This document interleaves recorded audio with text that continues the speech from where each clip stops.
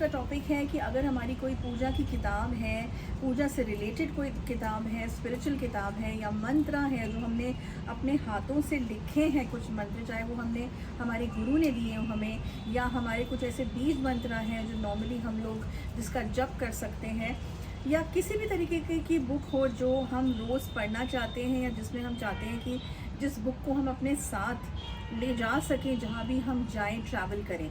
ये क्वेश्चन पूछा गया है हमसे काफ़ी समय पहले, जवाब मैं अब दे पा रही हूँ क्योंकि बहुत सारे वीडियोस के टॉपिक्स ऑलरेडी लोगों के लिखे जा चुके हैं जो हमारे पास आते हैं, तो एक के बाद एक हम कोशिश करते हैं कि हम जवाब देते जाएं।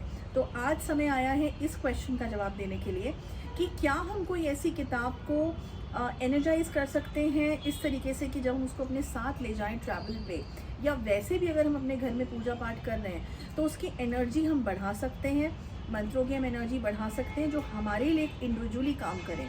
तो यस, इसका एक तरीका है और बहुत सिंपल तरीका है जो हर कोई कर सकता है, लेकिन पूरी श्रद्धा से, पूरे डिसिप्लिन से।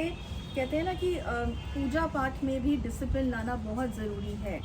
एक समय निर्धारित करें, जैसे फॉर एग्ज़ाम्पल कहने का मतलब ये है कि अगर 7 बजे पूजा करनी है या 6 बजे पूजा का एक समय चुन लें और उसी समय पे रोज़ बैठें। उससे क्या, देखो कुछ लोग बोलेंगे कि अरे दिन में हम कभी भी पूजा कर सकते हैं, भगवान को तो हम कभी भी पूरे दिन में कभी भी याद कर सकते हैं। बिल्कुल कर सकते हैं, लेकिन अभी सवाल पूछा गया है कि अगर हम कोई प्रोसेस करना चाह रहे हैं, उस प्रोसेस से जिससे हम कुछ एनर्जी, एक्स्ट्रा एनर्जी से कनेक्ट होना चाह रहे हैं, या किसी वस्तु में एनर्जी को हम ट्रांसफ़र करना चाह रहे हैं एक पॉजिटिव मैनर में, इज़न्ट इट। अब वो वस्तु कुछ भी हो सकती है। अब हम बात कर रहे हैं किताबों की या मंत्रों की जो भी हमारे पास लिखे हुए हैं, तो उसके लिए कुछ प्रोसेस है और उस प्रोसेस का सबसे पहला रूल यही है कि समय निर्धारित करें। वो कोई भी हो सकता है दिन में।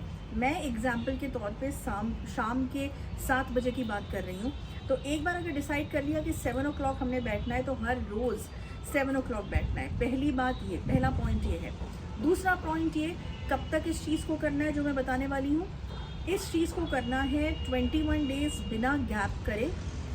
अगर बीच में एक बार भी गैप किया तो दोबारा से शुरू करना पड़ेगा ये प्रोसेस 21 दिन का। और 21 दिन पे ही नहीं रुक जाना है, 21 दिन पे तो ये चीज़ हो ही जाएगा, इसमें असर आने ही लगेगा।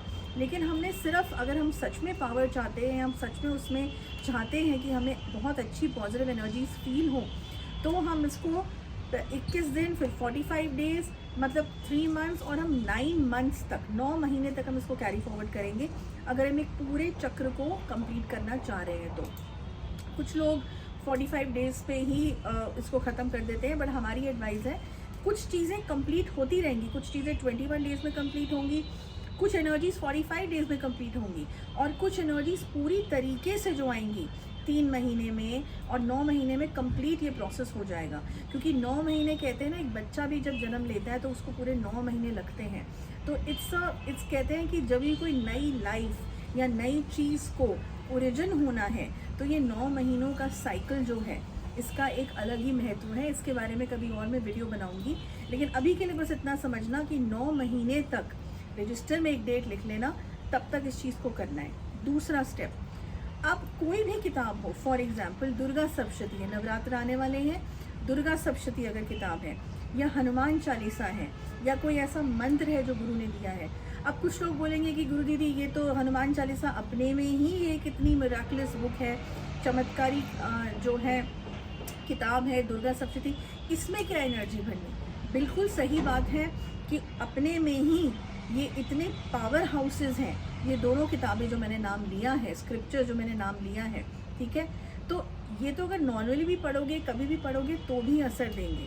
लेकिन आज हम क्या बात कर रहे हैं, क्वेश्चन जो टिपिकली पूछा गया है उसको हम दिमाग में रखते हुए जवाब दे रहे हैं कि जो ऑलरेडी एक पावर हाउस है, अब अगर सोचो उसमें और एनर्जी तुम इंडिविजुअली अपने साथ कनेक्ट करना चाह रहे हो उस एनर्जी को, तो तुम चाह रहे हो कि तुम जब उस किताब को उठाओ तो, या उसको देखो भी, तो एक्स्ट्रा एनर्जी तुरंत तुम्हारे जो कहते हैं ना ऑरा में ट्रांसफ़र होने लगे। ये एक अलग सिस्टम है, ये तंत्र का सिस्टम है, सात्विक तंत्र का सिस्टम है। और तंत्र क्या है, भगवान तक पहुंचने का ज़रिया, एक शॉर्टकट ज़रिया, राइट। तो ये चीज़ समझे, तंत्र कभी बुरा नहीं है।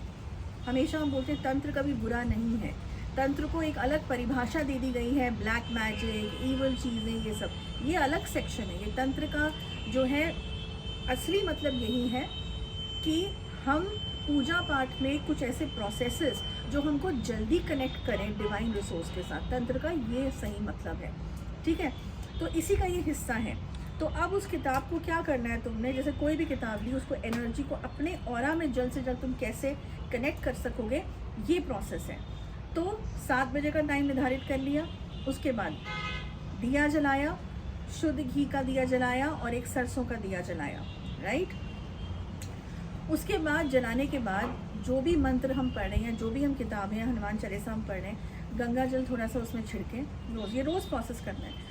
उसके बाद उसी किताब को अपने हाथ में रख के, अगर हनुमान चालीसा याद भी है तो भी हनुमान चालीसा की किताब अपने हाथ में ज़रूर रखो, जिसको तुम एनर्जाइज करना चाह रहे हो कि जब हम घर से बाहर जाएं तो हम उसको साथ में लेके जाएं, अपने बैग में रख लें, जैसे कर लें, ये इस प्रोसेस को बता रही हूँ।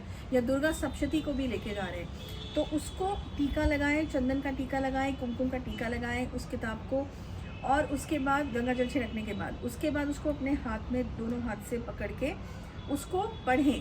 रोज़ ये करें और कुछ नहीं करना, रोज़ उसको पढ़ें, हाथ में रख के पढ़ें और इस चीज़ को सोचें, इस चीज़ की प्रार्थना करें कि ये जो हम अपने हाथ में पकड़ रहे हैं किताब को, इससे हमारा जो है एनर्जी हमारे से जल्दी कनेक्ट हो, ये फील करके इस चीज़ को पढ़ें, कंटिन्यू करें पूरे 90 डेज़ तक, और तुम देखोगे कि वो 90 डेज़ के बाद जो है वो इतनी एनर्जाइज किताब हो जाएगी कि अगर कोई और भी उसको सिर्फ देख भी लेगा तुम्हारे हाथ में तो उसकी तरफ इतनी अट्रैक्शन फील होगी, इतना उसमें पावर फील होगी कि वो खुद भी बहुत अच्छा महसूस करेगा, कोई दूसरा इंसान। तो तुम तो सोचो तुम कितना महसूस करोगे। एग्जाम्पल के तौर पे कई बार मंदिरों में या कई बार जब हम किसी पंडित जी के घर जाते हैं या कोई जो साधक के घर जाते हैं जो अपनी साधनाएं कर रहे होते हैं, अगर हम उनके घर कभी मौका मिले, हर किसी को तो मिलता भी नहीं है, उनके हाथ में अगर कोई पुस्तक देख लोगे तो कई बार उस पुस्तक को सिर्फ पढ़ने की भी ज़रूरत नहीं है, उसको सिर्फ देखोगे ना तो इतनी अच्छा पॉजिटिवनेस तुम्हारी तरफ आएगा वाइब्रेशन की, तो तुम बोलोगे कि ये पुरानी तो लग रही है लेकिन ये बहुत पावरफुल लग रही है। अभी तो तुमने पढ़ना भी शुरू नहीं करा है, उसको खोला भी नहीं है, वो क्या है, वो इसी तरीके से, इसी प्रोसेस से जब रोज़ पूजा पाठ हो रहा है और तुम उसी भक्ति भाव से उसमें अपनी एनर्जीज़ को चैनलाइज कर रहे हो कि ये हमने अपने साथ ले जाना है, कहीं भी हमें किसी भी नेगेटिव एनर्जी, किसी भी देखते हैं ना नेगेटिव फोर्स से हमें बचाएगा, हम जब साथ लेके जाएंगे, घर से बाहर निकलेंगे तो वो अपने आप ऐसे इन्हांस होता रहेगा। इसको करके देखें। और एक बात ध्यान रखना, जब भी किसी स्पिरिचुअल चीज़ को घर से बाहर ले जाते हो, लेदर के पर्सेस में मत ले जाना। मैंने हमेशा ये बात बोली है, एक कॉटन की पोटली बना लो, एक छोटा सा पर्स ले लो, चाहे लड़के हो चाहे लड़की हो, उसके अंदर उसको रखें, क्योंकि लेदर में तुम जैसे ही उसको टच करोगे वो दुष्ट हो जाएगा, वो भ्रष्ट हो जाएगा। इस बात का ज़रूर ध्यान रखें। ओके, तो बस इसको करके देखें, यू विल फील बहुत डिफरेंस तुमको लगेगा जब ये इन्हांस हो जाएगा। ओके, बस अभी के लिए इतना ही। Next week another topic. तब तक के लिए गुड बाय एंड जय माता दी।